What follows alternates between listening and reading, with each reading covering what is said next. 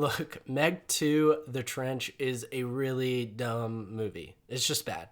I'm not going to sit here trying to entice you with some intro hook.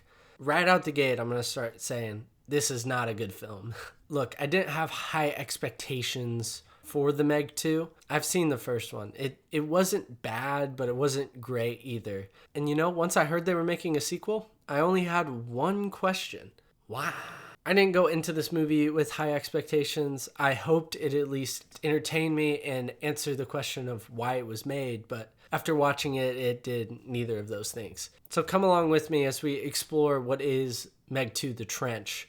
The movie starts back 200 million years ago, 175 million years ago, 65 million years ago, a lot of million years ago, with a bunch of dinosaurs eating each other, leading into a T-Rex eating some smaller dinosaur on the beach. And then, wouldn't you know it, a megalodon comes out of nowhere and just demolishes this T-Rex. I mean, in one bite, just boom, gone. How? How is this possible? I'm pretty sure a great white can't get that close to a beach and at the very least survive that experience. How can a megalodon over 70 feet big, I mean, we're talking about a freaking building here, pretty much, jump onto a beach and then go back into the water? I mean, it doesn't make sense. And secondly, how did it sneak up on this dinosaur? I mean, again, we're talking about a building here. That's like a building sneaking up on you. How does that happen? Anyway, right at the beginning, I knew what I was getting myself into, and I'm pretty sure the filmmakers put this scene in as a warning to the viewers.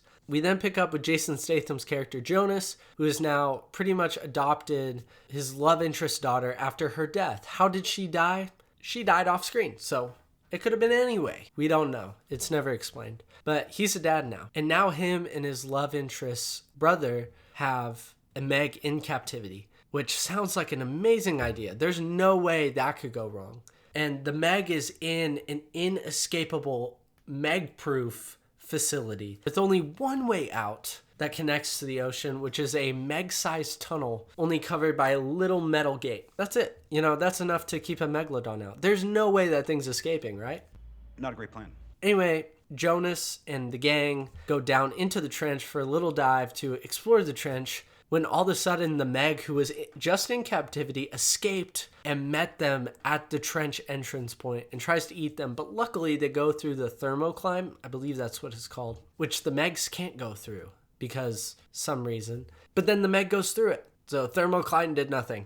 Anyway, the dive team follows the Megs and then finds out that a bunch of evil bad guys are mining down in the trench. And that's illegal. That's a big no-no. So they're like, oh my gosh, this is horrible. And then the bad guys find out that the scientists are there. And they say, oh my gosh, this is horrible. So they decide to just blow it all up. Their whole operation, they just blow it up right then and there. Which you're like, oh no, everyone died. Nope, only the bad guys died. And all the main characters make it out of this massive explosion alive. But their subs are damaged. So for the next hour, at least it feels like, is them walking to this base to get inside and find a way back up to the surface. So it's just them constantly trying to find a way out of the trench. And it's here where majority of the focus shifts from the sharks to corporate espionage. The reason I watch these Meg movies. So after a string of human conflict, Jonas and the team finally get back to the surface where the Megs and a bunch of aquatic dinosaurs follow out of the trench and terrorize a resort called Fun Island. Great name for a location. So Jonas and the gang head over there to try to stop the Megs and the dinosaurs. And I know what you're thinking. We're finally getting to the sharks, right? We're gonna see the sharks. Yes and no. About 1/3 of the final act is focused on the Megs. The rest is spent with Jonas's daughter saving people from a giant squid, and we'll get to that in a bit, and then the rest of the gang and scientists trying to escape from the dinosaurs. Anyway, we'll get to all that in a second.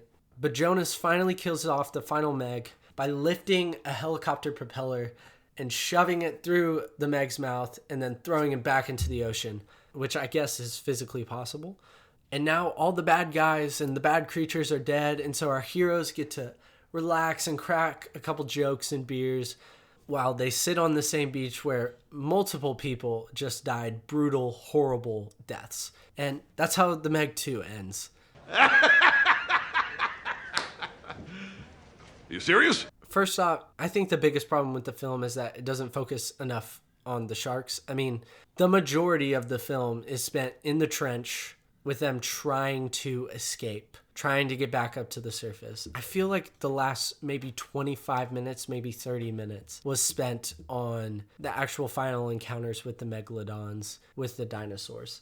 And the whole corporate espionage thing, I guess, could have worked, but for how much they focus on it, they don't really go into it, and they don't give the characters enough depth for betrayals or anything like that to have any effect on you as the audience. You're just kind of sitting there waiting for the sharks to show up. And again, once we finally get to the big shark moments, it's really disappointing because, again, 2/3 of this finale is not spent on the megalodons. Which brings me to the giant squid. For some reason, a giant squid appears out of nowhere and starts attacking Fun Island. With no foreshadowing or any mention of a giant squid earlier, it just appears and starts attacking, and it's so weird. And what makes it even weirder is that no character acknowledges the squid. Sure, they're like trying to save people from it and trying to kill it, but in no way does any line of dialogue go like, oh my gosh, giant squid. Also, the other creatures they're fighting in this finale, the aquatic dinosaurs, that somehow, after spending millions of years down in the trench, underwater, breathing underwater, can somehow walk and breathe on land. It doesn't really make any sense, and then